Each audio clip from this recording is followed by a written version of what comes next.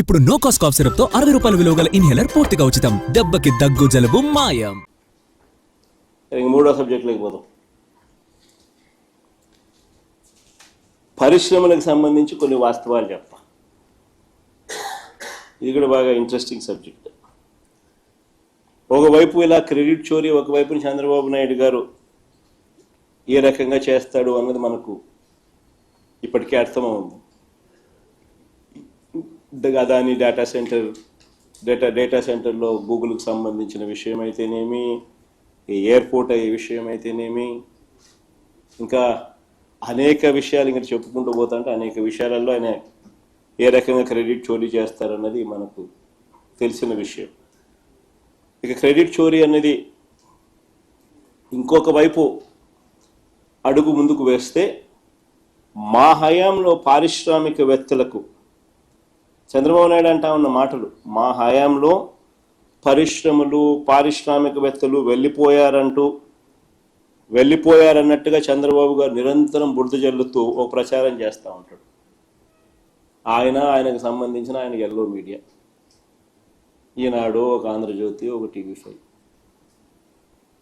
వీళ్ళకి తోడు వీళ్ళకున్న డజన్ల కొద్దీ ఒక సోషల్ మీడియాలో వీళ్ళకున్న అబద్ధాల ఫ్యాక్టరీలు.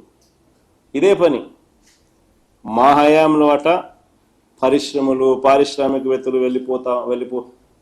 వెళ్ళిపోయాయన్నట్టుగా, వెళ్ళిపోతున్నారన్నట్టుగా ఒక బిల్డప్ నిరంతరం బురద జల్లే కార్యక్రమం.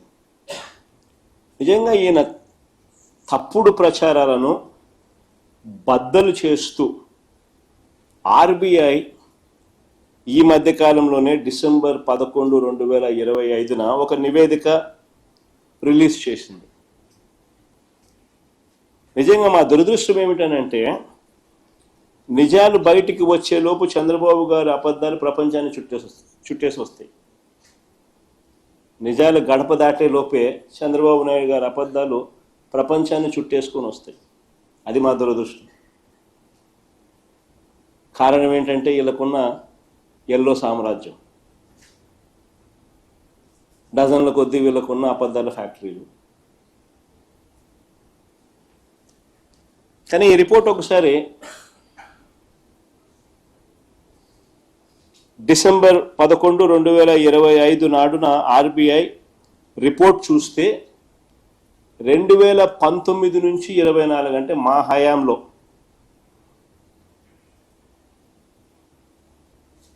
మ్యానుఫ్యాక్చరింగ్ సెక్టర్లో జీబీఏని ఒకసారి గమనిస్తే, జీబీఏ అంటే గ్రాస్ వాల్యూ యాడెడ్, అంటే స్థూల ఉత్పత్తులు, రాష్ట్రంలో ఉత్పత్తి అయిన వాల్యూ, స్థూల ఉత్పత్తుల వాల్యూ. జీబీఏకు మామూలుగా ట్యాక్స్లు యాడ్ చేస్తే మైనస్ సబ్సిడీస్ చేస్తే జీడిపి అవుతుంది, జిఎస్డిపి అవుతుంది. సో గ్రాస్ వాల్యూ యాడెడ్ కన్నా ఒకసారి చూస్తే మ్యానుఫ్యాక్చరింగ్ సెక్టర్లో తయారీ అయిన వస్తువుల వాటి విలువ చూస్తే, మా 5 ఏళ్ల కాలంలో తయారీ రంగంలో అంటే మ్యానుఫ్యాక్చరింగ్ సెక్టర్ గ్రోత్లో దేశంలోనే 5వ స్థానం ఆంధ్రప్రదేశ్. అంతేకాదు సౌత్ ఇండియాలోనే నెంబర్ 1 స్థానం ఆంధ్రప్రదేశ్ మ్యానుఫ్యాక్చరింగ్ గ్రోత్లో.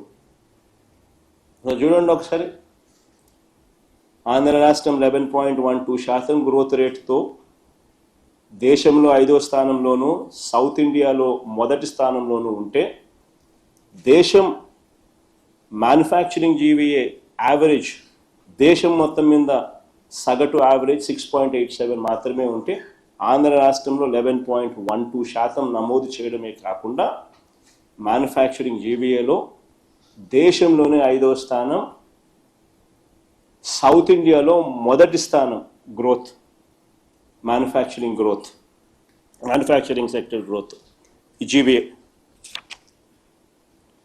ఇంకొకటి కూడా చూడండి, అంతేకాదు 5 ఏళ్లలో పారిశ్రామిక రంగం వృద్ధి రేటు, అంటే ఇక్కడ కూడా ఇండస్ట్రీ జీవీఏ చూద్దాం. ఇండస్ట్రీ సెక్టర్ గ్రోత్, పారిశ్రామిక రంగం వృద్ధి rate industry GVA, industrial sector growth రేట్లో కూడా దేశంలో ఏపీ 5వ స్థానం, సౌత్ ఇండియాలో ఏపీ ఫస్ట్ స్థానం. నెంబర్ 1 స్థానం. దేశం సగటు 8.96 అయితే ఆంధ్ర రాష్ట్రం సగటు 11.14% industry GBA, growth in industry GBA. South ఇండియాలోనే హైయెస్ట్, దేశంలో 5వ స్థానం. ఇది వాస్తవం.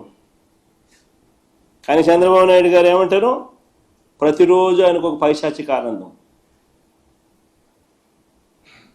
మాపై టన్నుల కొద్దీ బురద వేస్తూనే ఉంటాడు. అసలు వాస్తవం ఏమిటంటే చంద్రబాబు నాయుడు గారి హయాంలో పారిశ్రామికవేత్తలు బెదిరిపోతా ఉన్న సంగతి వాస్తవం.